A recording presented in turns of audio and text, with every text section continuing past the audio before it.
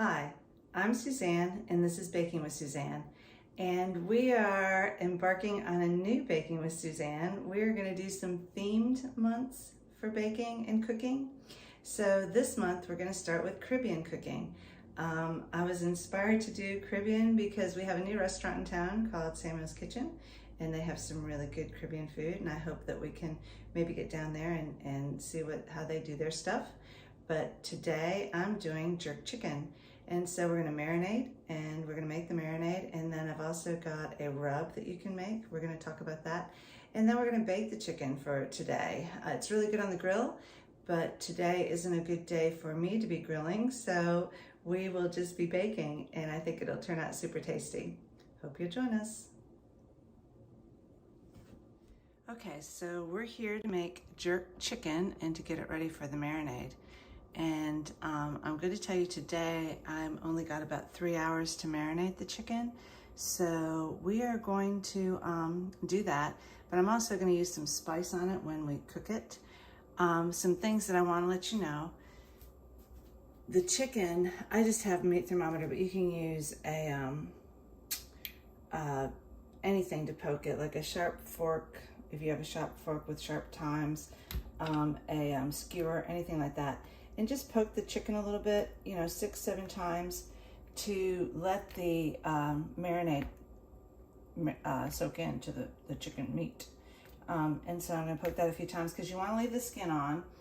I'm using a whole chicken cut up because the jerk tends to dry out the chicken a bit. So like if you were to use skinless thighs or skinless breast or boneless, skinless, it might be a little tough and not quite as juicy. So I cut a whole chicken up.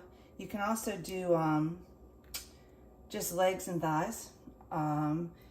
Really, legs and thighs are the best. They make the best jerk chicken. So you can see I just poked it a few times, 6, 7, 8 times each. And then some people splay the chicken open. I like to cut it up a little bit more. I think it cooks better for me. And today we're going to be cooking it in the oven. I really like it grilled out, but I'm kind of in a time crunch today, so it's fine. If you're cooking it for dinner, you don't have time, I'll show you how to put it in the oven and make it yummy that way. So you need a food processor, a blender or something. You can whip it up by hand and just dump all of the stuff into the bag. It'll be fine. If you've got a food processor or a blender, I'm going to use my Nutri blender. And I'm going to measure out the stuff we need. So first it says a medium onion chopped up. So we've got that. And then it says 2 cloves of garlic. And I know some people don't like the minced garlic, but honestly for me, it works sometimes when I don't have time or when I just don't have the garlic. So I'm going to I like a lot of garlic, so like maybe a bunch. So I'm sure that's a little more than 2 cloves, but we like garlic, so we'll do that. And then a tablespoon of grated ginger. Again, didn't have time to get the ginger. Sorry, I moved my camera. Didn't have time to get the ginger, so I'm going to do this, and I'm going to put a nice heaping teaspoon of ginger in. Love the ginger. And you can use ginger powder as well. Now we're going to put a tablespoon of coconut sugar in. You don't have to use coconut sugar. You can use brown sugar, you can use honey.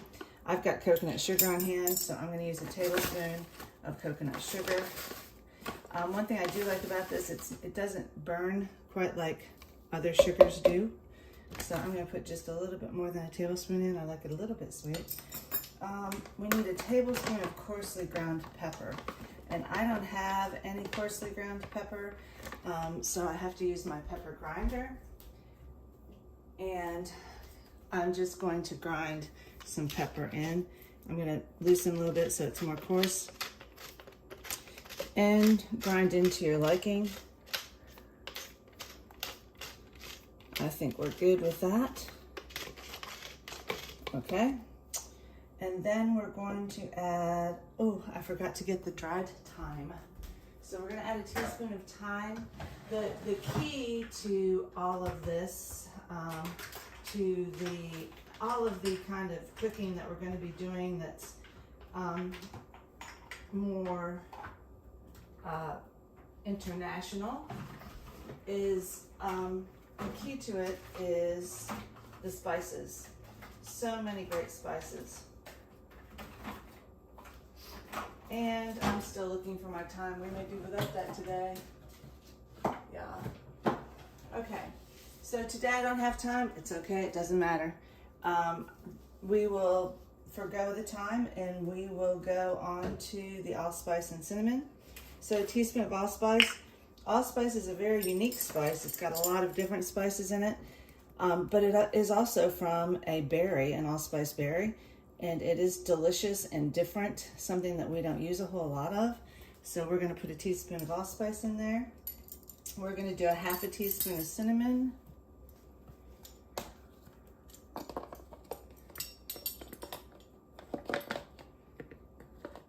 Oh well, perhaps. Best laid plans. There we go with our teaspoon, our half teaspoon of cinnamon. And we want a quarter teaspoon of nutmeg. And that is right here. Do a quarter teaspoon of nutmeg. Again, lots of different variety of spices in this. And then we'll have a teaspoon of salt. And I'm just using some coarse sea salt. You can use any kind of salt you wish. There's a teaspoon of salt. And I need a half a cup of soy sauce. I am using the gluten-free soy sauce. For one, my daughter is gluten-free, and for two, it's got a little bit of a different taste, which I like with the jerk chicken. So I've got a quarter cup here because it was easy to reach, and I'm going to do a half of cup total. So there's 1 quarter, 2 quarters for a half a cup of the soy. And then we've got juice of 1 large lime. So I have a lime here that I've cut in half and a juicer. So I put the lime in and do that. Oh my gosh. Squeeze hard. And get your lime juice in there. It's delicious. And 1 more. Here we go. Notice I didn't take the tags off. This is a very large lime. I'm having a hard time fitting it into my juicer.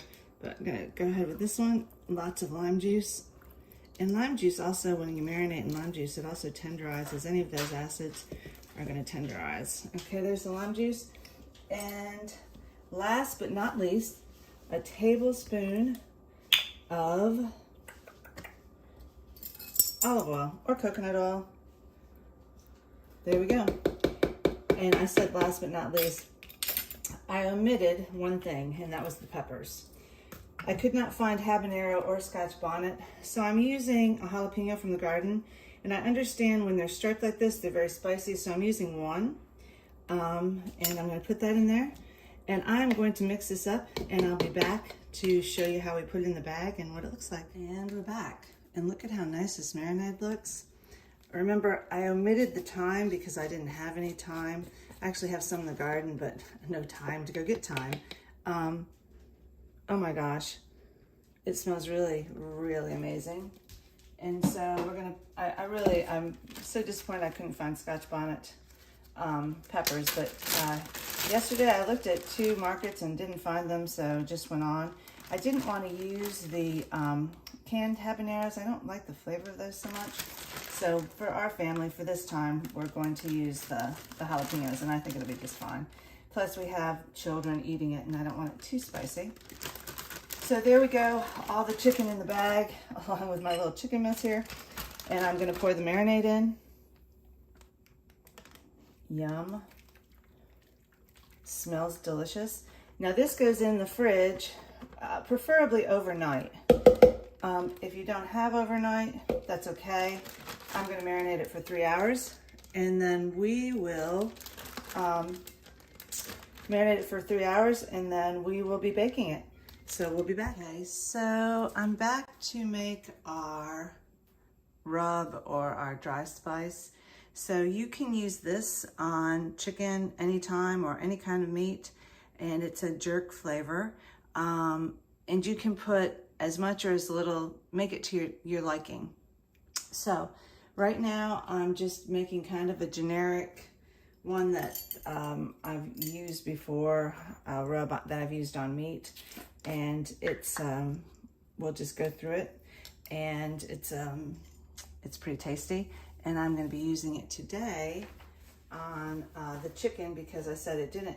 I didn't marinate. I won't be able to marinate it as long as I want. So we're going to use a tablespoon of onion powder. We're going to use a tablespoon of garlic powder.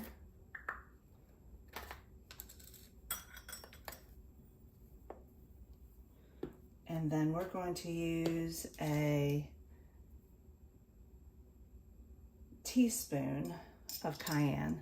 Now, I'm using a teaspoon of cayenne, not 2 teaspoons as I have in my recipe, because I'm using hot paprika. You can use regular paprika, smoked paprika. I've got this hot paprika that's quite tasty, so I'm going to be using that.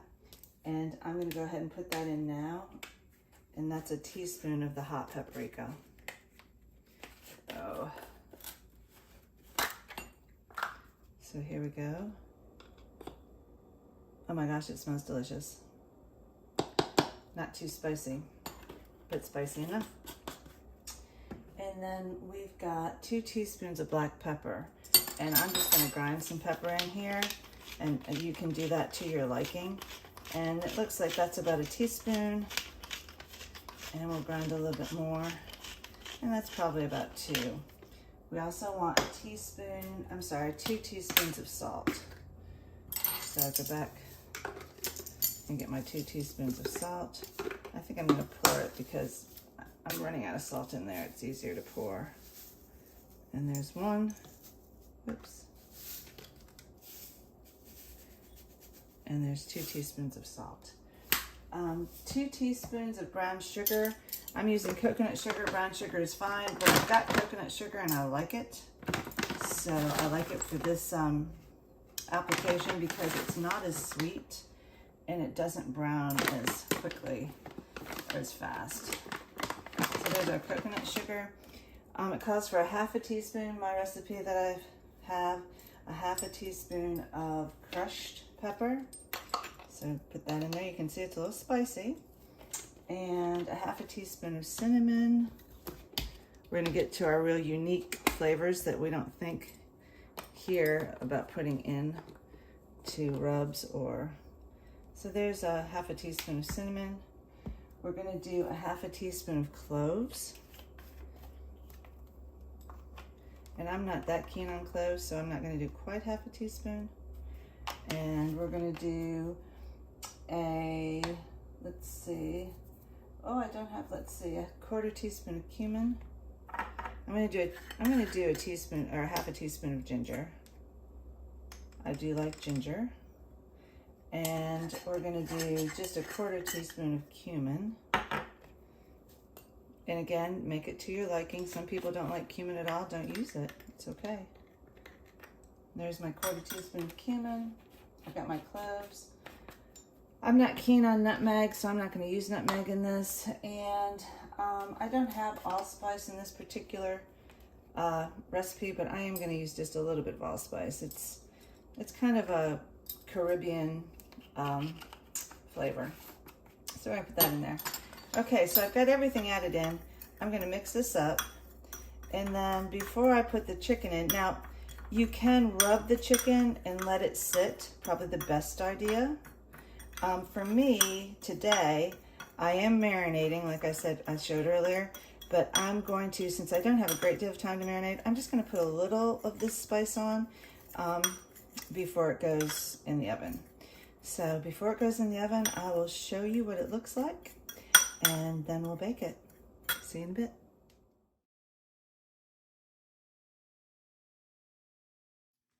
Okay, so we're ready to put the chicken in. And you can see that it came out of the marinade, and I did put a little bit of the dry rub spice on because I only marinated it for like 3 hours. So if it's marinated overnight, you should be good, or if you just want to use the dry rub. I am going to be baking it at 375, and since we've got some bigger pieces here, probably for an hour. Now, if you do just the thighs and the legs, and they're separated, probably 45 minutes, but I'm gonna give it an hour at 375, and then we're gonna pop it under the broiler for a minute, and it smells really good. I think it will taste really good too. See you in a bit. Okay, so we are baking and we're done. You can see we're above 165, we're almost to 180 on those little thighs, and the juices are running clear, and we're at, you can probably not see that, but about 165 as well on the breast. So here is the jerk chicken out of the oven. It is delicious. Just had a little taste. Spicy, but oh my gosh, the flavor's unbelievable. We'll serve this up tonight with probably some rice and beans and maybe a little mango slaw. And those recipes will be following next week. Hope you try it. It's a little spicy, but it is darn delicious.